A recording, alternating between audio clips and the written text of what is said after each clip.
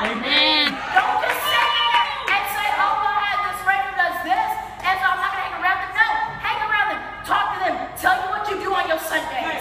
And ask them if they like to come. Amen, and don't tell them they need to feel ashamed or anything. Because a lot of the time is they will feel like they are being judged. Even just as teenagers, they feel like they are being judged. And I go to my friends and I tell them, and I talk to them, and I pray for them. And you will, and when you really genuinely pray for somebody, you will see the change in them no matter what. Amen. That's right. And so youth, just think about that. Amen. But back to David. And so 43, but I'm just going to read 42 again. And when the Philistine looked about and saw David, he disdained him, for he was but a youth and ruddy and of fair countenance. And so he did not think he was anything of a threat. It's like how the witch thought that those four of them were nothing but a threat. And the Philistine said unto David, am I a dog that thou comest to me with staves? And the Philistine cursed David by his gods. But we ain't got none of that. He got gods. He got to have multiple gods to get power. We don't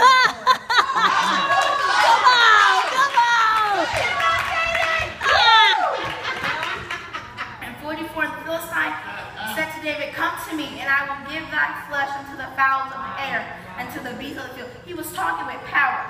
Yes, he was. He wasn't guessing. He was talking with power. He was certain. There's a difference between guessing, making an estimate, and being certain. Amen. When you're certain, there's not any doubt at all. There's no plan B, C, D, E, F, G, no. Okay, but when you got an estimate, you got all these other estimates and all these other plans, like this field. No! You get that plan A, you get that power, because what comes power, comes courage, confidence, and everything else. Amen.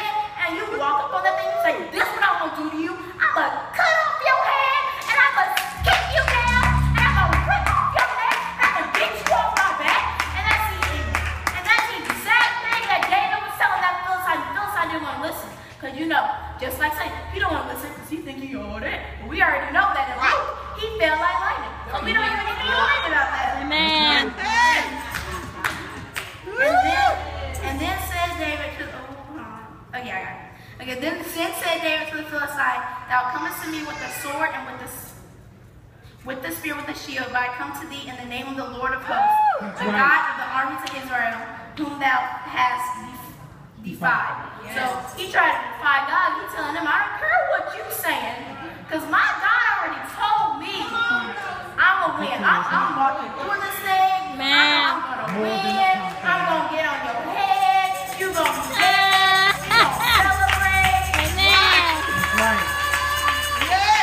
And this day will the Lord deliver you into mine hand, and I will smite thee and take thine head from thee. And I will give the carcasses of the host of the Philistines this day unto the fowls of the air and to the wild beasts of the earth, that all the earth may know that there is a God in Israel. That's right. And all this assembly shall know that the Lord saveth not with sword and spear, for the battle is the Lord's. That's right. That's why it don't take all their weapons. The battle is the Lord's. Right. That's why it don't take dirty water, because the battle was the Lord's. Amen. Amen. Woo! That's right. And it came to pass when the Philistine arose and came and drew nigh to meet David, that David hasted and ran toward the army to meet the Philistine. 49. And David put his hand in his bag and took thence a stone and slang it and smote the Philistine into his forehead. And he fell upon his face to the earth. It only took one stone. He had 5, but it only took one stone. Amen. That's right. It only took one bucket of water not only cool off the scarecrow, but melt down. Oh. Amen. So David prevailed over the Philistine with the sling and with the stone, and smote the Philistine and slew him, but there was no sword in the hand of David. 51. Therefore David ran and stood upon out of the sheath thereof, and slew him, and cut off his head therewith.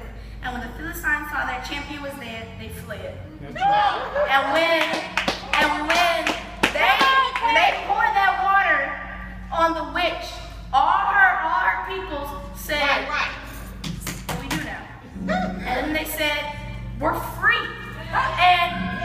and then they started rejoicing. Because, to be honest, they didn't really want to be in that situation, but they were terrified of her because they didn't have the faith that the lion, the tin man, and the scarecrow and Dorothy had. They didn't have that faith. They never ever going to get out. And when you get rid of that situation, you'll be surprised by how many people just will look at you and see you differently and see that person ain't so scary. But just like how somebody might be punking you, and just like how I tell my nephew, don't let the little kids at your daycare punk you. You don't let the little kids punk you. You better not. You better walk up with some authority. You better consider. Because just like how the little kids probably punking Gabe, they probably punking some other kids too. And if Gabe put them in their place, the other kids gonna start learning to put them in their place.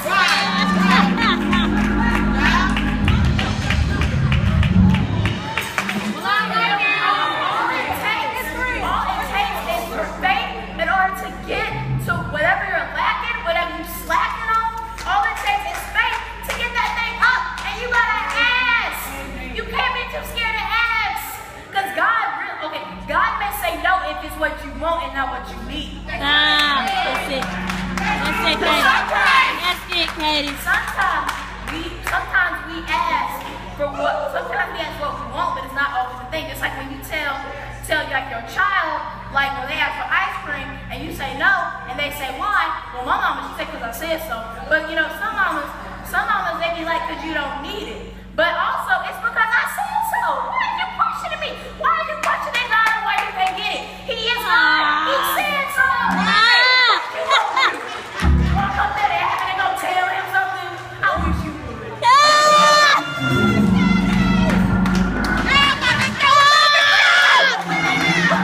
When they get the broom, they go back to the Wizard of Oz. That's when they find out he's really a fake, because Toto revealed.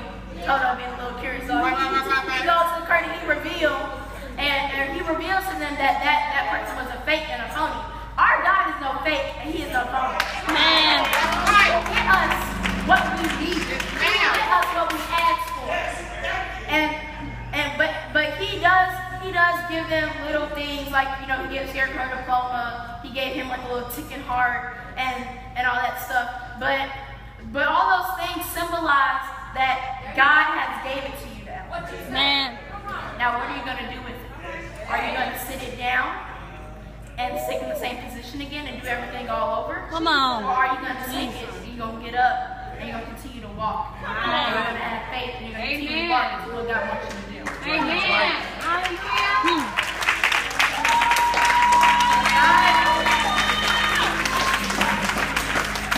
And Dorothy, she still didn't get what she wanted. She wanted to go home. And at first, the Wizard of Oz said we could get on a hot air balloon, but she missed that. That's okay, because that wasn't her ride. That wasn't what she was supposed to do. Come That on. wasn't her time. That wasn't her call. That was her season to get on a hot air balloon. That's right. But she goes and she's crying and she's like, how will I ever get home? They got what they wanted, but I didn't go home. And Glenda, the good witch, goes to her and she says, well, you could have been got home. All you had to do was say there's no place like home and then click your heels 3 times. That's right. Now, Glenda told her to follow the yellow brick road to go to the Wizard of Oz and go home. So Glenda knew good and well that all she wanted to do was go home. And Glenda knew that she could have told her right there that all you gotta do is click your heels together. But the thing was, if Dorothy didn't go down that yellow brick road, the Scarecrow was simply on that song. The Scarecrow was simply